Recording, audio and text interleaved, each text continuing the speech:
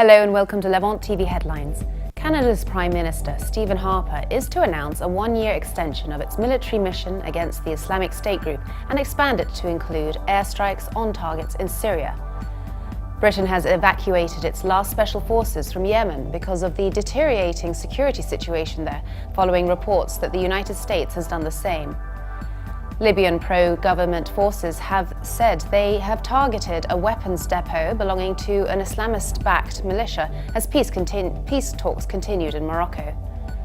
The White House has called on Israel to end its 50-year occupation of the West Bank and Jerusalem, criticizing Tel Aviv over its continued settlement activities in the occupied Palestinian territories. And the reopening of Tunisia's Bardo Museum following the attack that killed at least 22 people has been delayed until Sunday. Now let's take a look at the top Middle East headlines in today's newspapers in the Middle East. Starting from Lebanon, the Daily Star leads reporting that the Lebanese army said it arrested 3 terrorists, including an ISIS suspect accused of beheading a soldier last year. The paper also reports that a preliminary hearing for an Ethiopian domestic worker charged with killing her employer's 4-year-old daughter, Selina Rakan, was set for next week in Beirut. The Egypt Independent leads reporting that an Egyptian security official says a roadside bomb struck a passing armored vehicle in northeastern Sinai Peninsula, killing 2 soldiers.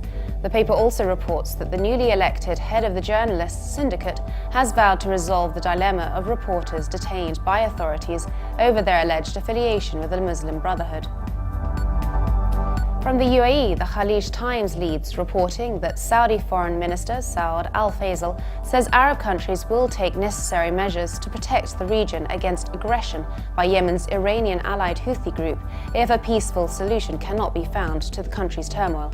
The paper also reports that UK's Home Secretary Theresa May says Britain will introduce measures to counter extremism, including an investigation into Sharia courts and a crackdown on incendiary preachers if Prime Minister David Cameron's Conservatives win May's election.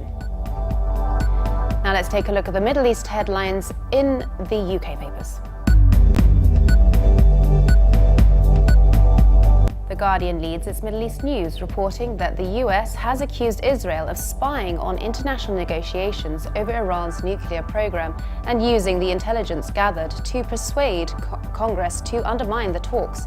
Senior administration officials were cited as saying the Israel espionage operation began soon after the US opened a secret channel of communications with Tehran in 2012.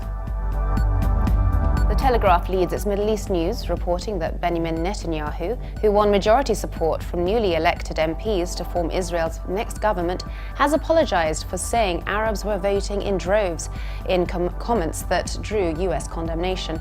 The leader of the right-wing Likud party is expected to be tasked this week with forming a new coalition government. The Independent leads its Middle East news, reporting that Barack Obama's White House has said that Israel must end its 50-year occupation of the Palestinian territories. In a speech on Monday, the White House Chief of Staff, Dennis McDonough, called into question the Israeli government's commitment to finding a peaceful solution to the Middle East conflict. Now let's take a look at the top Middle East headlines in the international papers.